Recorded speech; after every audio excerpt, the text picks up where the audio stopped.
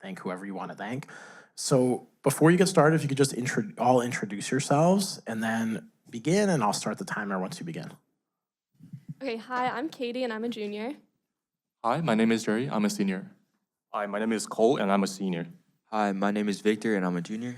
Hi, my name is Connor and I'm a junior. Okay, good morning, judges, guests, and everyone here today. Our team is from Trinity Preparatory School, Florida, and we are here to share our solution to the 2025 M3 Challenge hot button issue, staying cool as the world heats up. Various sources published these images illustrating the devastating effects of heat waves across multiple cities. These events lead to widespread power outages, serious health issues, and even death, particularly among vulnerable populations like the elderly, young children, and economically disadvantaged communities. To better understand and address this issue, our team has developed 3 key models. Today, we will discuss the steps we took to create these models, along with what we learned from each of them. We will also present our proposed solution to mitigate the impact of heat waves. Through our models and solutions, we hope to help inform government action to better prepare communities and alleviate the stress and harm of heat waves. Let's begin with the first question, which asked us to develop a model to predict the indoor temperature of any non-air-conditioned dwelling in Memphis. To start, we decided on the following key assumptions. First, the primary drivers of heat gain are outside conditions such as outdoor temperature and solar radiation, and these conditions dominate internal heat gains caused by occupants or appliances. Second, dwellings remain closed with minimal ventilation and maintain the same thermal properties over time. Third, we assumed that the outdoor temperature of Memphis follows a smooth daily cycle represented by citywide data from a historical heat wave day. And last, we assumed that daily solar heat gains are approximately represented by a sinusoidal profile starting at sunrise, peaking at noon, and falling to 0 at sunset. Okay, thank you. Now on to our model selection and approach. So we chose to model heat transfer directly as this accounts for the time-dependent behavior typical of heating, such as lag and dampening, while also taking into account all of the dominant external factors present. Our model also allows for simplification since we treat the house as a single thermal zone with a uniform internal temperature, and we use a few aggregate parameters in a single ordinary differential equation to model the heat transfer. We initially also considered a time series approach like ARIMA, but we ultimately decided against it since we believe that the physics-based model had stronger explanatory power, meaningful parameters, and works when historical data may fail us or not be readily available. Now, here on the screen is our final model equation. I'll get into how we developed each of the parameters in the subsequent slides. Now, first, for the UA value, which is the lumped thermal conductance, we determined that since UA varies with material, we would split the house into 3 key areas: the roof, the walls, and the windows. We calculated a value for each of them, and then we summed it up for a single aggregate parameter of 102.6 watts per Kelvin. Next, to determine the thermal capacitance, we used a common approximation, and then we used the 4 representative homes provided to determine a single floor area, and then we multiplied the 2 for our final C value. Next, to determine a function for the outdoor temperature over throughout the 24-hour period, we fitted a smooth curve using the provided data points, ensuring that the model generalized well.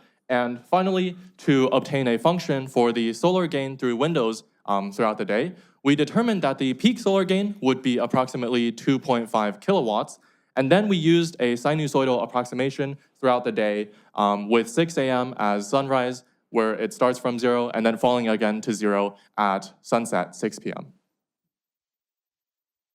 Now, here is our model execution and results. The indoor temperature, the predicted indoor temperature is represented with the blue curve. On the left is what it would look like throughout the first 24 hours of a heat wave, and on the right is what it would look like over a consecutive 10-day period.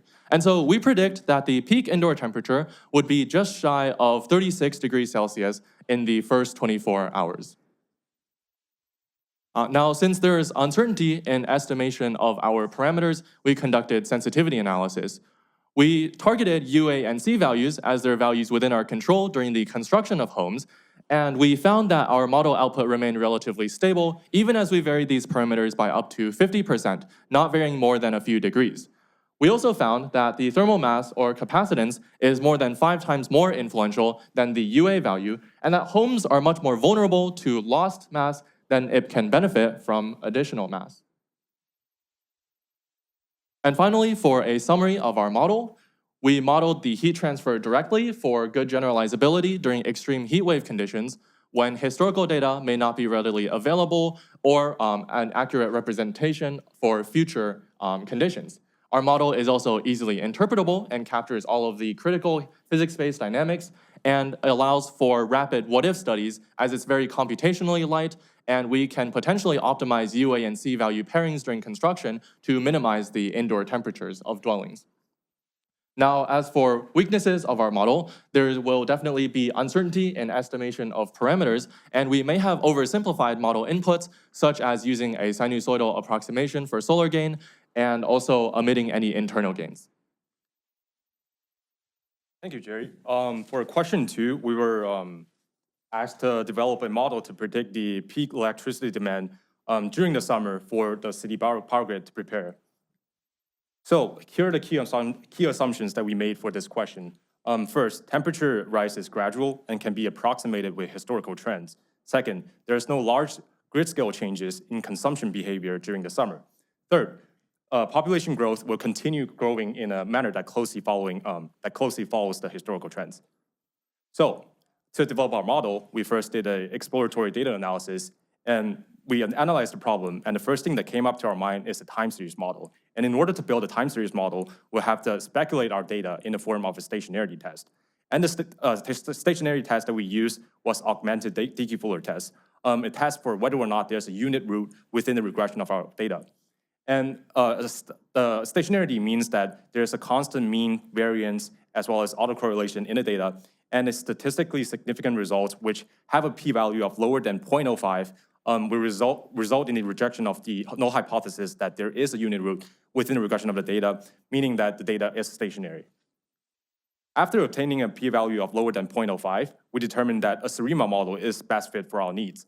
So what is a SARIMA model? SARIMA model is composed of autoregressive and differencing and moving average components while combining the seasonal patterns that accounts for both long-term patterns and seasonal patterns. This is desirable because we can see the seasonal patterns within the temperature throughout the year, and we deem that it is the best fit of our demand. And yeah, so the way that we obtain the parameters of our SARIMA model is by using a Python package called PMD-ARIMA. It automatically finds the optimal parameters for our model, which is PDQ for regular patterns and capital PDQ for the seasonal pattern, as well as finding a seasonal lag of months. Okay, so after obtaining the parameters of 202 for regular patterns as well as 101 for seasonal patterns with a 12-month lag, we are 95% confident that the peak electricity demand in 2045 during the summer is between approximately 0.86 and 1.07 billion kilowatts hour. Up to sensitivity analysis, we changed the years that we used to train the model from 5 years to 10 years to 15 years and evaluated the mean absolute percentage error from the baseline forecast that we have in a complete set of data that we train, the model that we train from the complete set of data. And this mean value ranges from as low as 1.55% to 11.64%, with a longer training data, meaning a lower May value, and with a shorter training data, generating a bigger May value. And this is intuitive because with smaller data set, the model will accumulate more errors throughout the forecast. So this is the discussion of our model. The strength of our model is that it is easy to implement, and it's also fast to implement using the Python package. And it is also easy to interpret with the parameters of the SARIMA model, and it accounts for the recurring patterns that happens throughout the year. And the weaknesses of our model is that the forecast accumulates the error as the time of forecast increases, and it also fails to account for the external covariates such as policy changes and economic changes. All right, thank you very much, Cole. Yeah, so,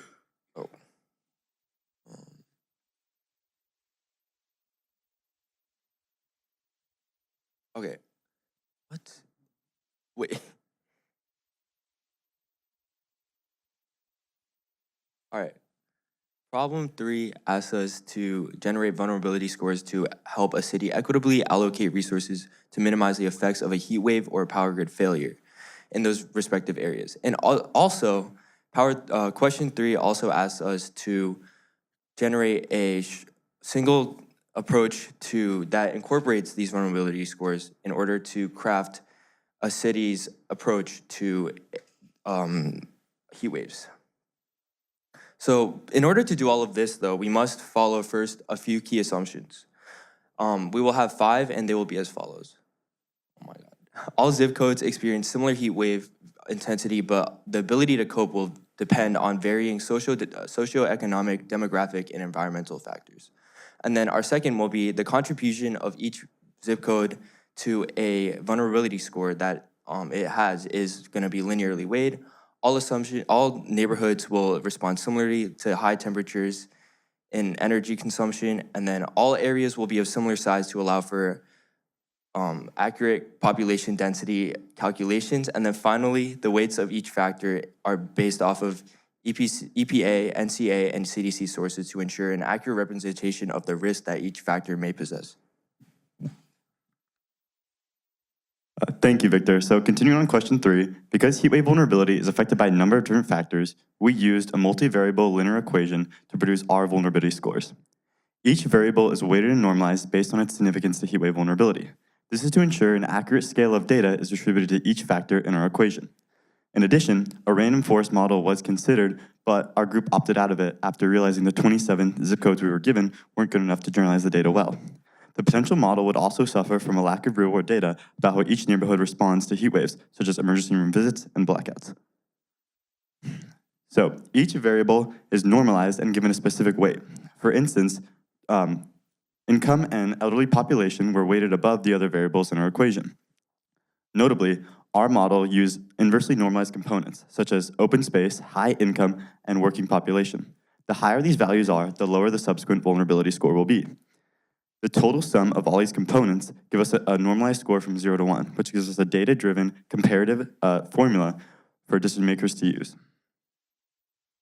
So the heat map we created breaks down each zip code from Memphis, Tennessee into normalized values from 0 to 1. Each cell in the heat map is normalized from 0 to 1, allowing us to compare the severity across multiple different factors graphed on the x-axis. The final column, labeled total score, represents the total aggregation of all the values. Darker red tones indicate a higher level of severity in terms of heat wave vulnerability. For a discussion of our model, some of the strengths are that experts can easily redefine weights based on different situations. It creates a clear visualization of the wealth disparity between Memphis, Tennessee cities, and it also is easy to interpret in policy situations. Some of the disadvantages are that it treats each factor as additive and doesn't account for the overlap, and it also doesn't learn from data patterns, and each factor remains static. Thank you. As we previously mentioned, the 2 factors that we weighted the highest in our model were household income and elderly populations. From these guidelines, we determined that our solution must address these 2 key factors. The one solution approach that we suggest is the implementation of urban green corridors in Memphis, specifically in areas that are underprivileged and vulnerable to heat waves. There are 3 main impacts of urban corridors we would like to highlight. First, urban corridors will provide a cooling effect because of the trees that are planted. This will lift up household economic stability by lessening AC usage and therefore lessening electrical costs, while at the same time alleviating power grid usage. Second, trees will improve air quality and consequently improve elderly respiratory health, allowing for older residents to be less impacted by severe heat. And third, the aesthetic appeal of green corridors will improve property value, and this will in turn offer an increase in financial security for residents in areas where urban corridors are implemented. In conclusion, our team developed a dynamic thermal network model that predicts the temperature change inside a home without air conditioning, a SARIMA model that forecasts power grid demand during extreme heat, and a heat vulnerability map highlighting the areas most at risk. Thank you so much for your time, and we would now like to answer any questions.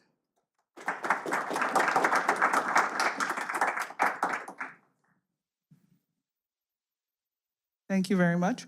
I wanted to ask about your vulnerability score. Can you pull up that linear Yeah. equation? So one more, go back one. Right. So a couple of things, right? So your coefficients certainly sum up to 1, but like P is the total population, right? Yes. And that can be as big. What numbers did you see for P? Like, Oh yeah. So this is population density normalized. okay. Sorry. Right? Yeah. So that's what I was going to get to. Because certainly you have your 1 minus I over I max and the 1 minus over O max, right? And so you have that 0 to 1 factor. But, right, P as you have it defined right now would not work, right? Because you don't really want the whole population to be multiplied by 0.2. It has to be a number between 0 and 1. So it should be population density as the definition. And then is there a similar redefining of E that you need to do as well? Yeah. So every variable is normalized from 0 to 1. Mm-hmm. So does that Right, answer your so- question? Right, I guess the definition, so I should not, yeah, the definition of the variable should be changed a little bit there. And then there was a question from one of the other judges with regards to the median household income, right? I think the question was whether there should be an I min or anything involved in that one. Do you want to say more, Kelly? I'm not sure. Yeah. Yes, in terms of when you're trying to compare different neighborhoods and you look at your region and you have a minimum income and a maximum income, yours only maps to 0 and 1 when the income is 0.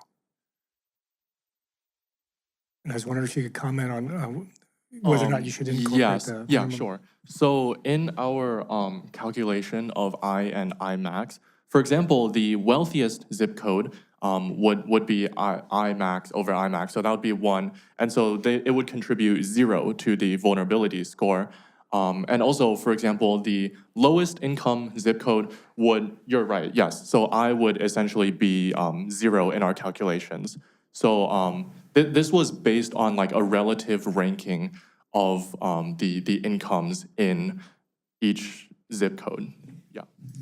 Right, but maybe you didn't come across maybe a neighborhood that had 0, median income of 0, anything like that, but you would no. scale it somehow, The right? actual value, of course, was not 0, but in the relative ranking, it would be 0. Okay, and then, I don't know if we missed this, but could you say a little bit of how you came up with those various weights? Can you say that again? Yeah. So for the weights, we used a lot of verified sources. Yeah. So we have the sources listed, and we basically just read up on literature and this and. Yeah, so we derived our sources from the EPA, NCA, and CDC, which are pretty reputable sources, and we did a lot of reading on literature provided by them and just their general importance to areas. And I think it's pretty straightforward that low-income residents may not have the means to respond to heat waves or have any access to like resources. Same thing with elderly populations, as they are not working and do not have the ability or means to. I also want to add a quick note that our model allows for like very easy manual recalibration of each of the weights. And so we determined this ourselves, but of course, experts in the field, when governments are like making their policy decisions, they can contribute in on what they feel the weights should more like accurately be. Yes. Right, but these are the weights, from your reading, these are the weights that you chose, Yep, right? yes. Good. Okay. My question is back to question 1, part 1 of the challenge. It seems like you used outside data on home insulation coefficients as a function of home age. Could you elaborate on this? How did you collect the data? How did you create those models?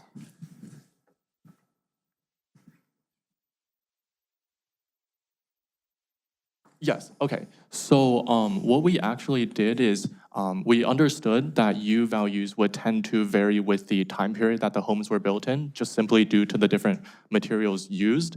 But however, since we wanted to develop a single model for all dwellings in Memphis, Tennessee, we tended to just we differentiated by the component of the house instead. So for example, we had a single U value for the roof and the windows, and we derived those from literature, yeah. Could you cite any sources? Are those the same sources as before, CDC and all that? Or you use something else? No, they're not sources from the CDC, but they were taken from construction websites. So for example, the ones for walls would be like wood, like windows would be for the U values for glass and so on. Yeah. Yeah, thank you. One really quick question about question 2. So for question 2, you had this time series model which predicted electricity demand. I noticed can you go to the picture if you don't mind? I noticed your predicted, keep going to the actual plot. Yeah, here. Like if you look at top bottom right picture, your predicted demand seemingly for like all years is below like maybe half of the maximum demands from the previous years.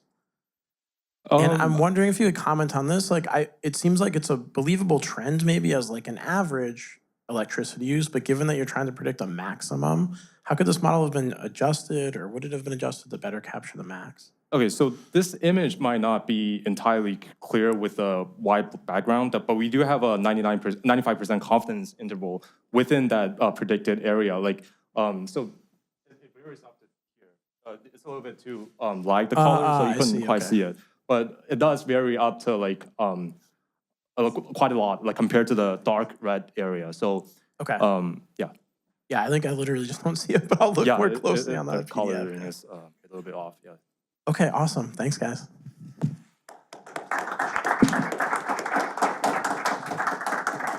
And if your rep wants to say a few words of thanks, now's the time to do it. Our team would like to thank all the people who helped us reach this point today. So first and foremost, we would like to thank our coach, Mr. Worcester, for putting this team together and preparing us for the challenge. We would also like to thank Mr. McJimsey for chaperoning this trip to New York. In addition, we would all like to thank our families for their unwavering support and encouragement throughout this process. And lastly, we would like to thank Jane Street, CM, and MathWorks for putting this challenge together and hosting us today. Thank you.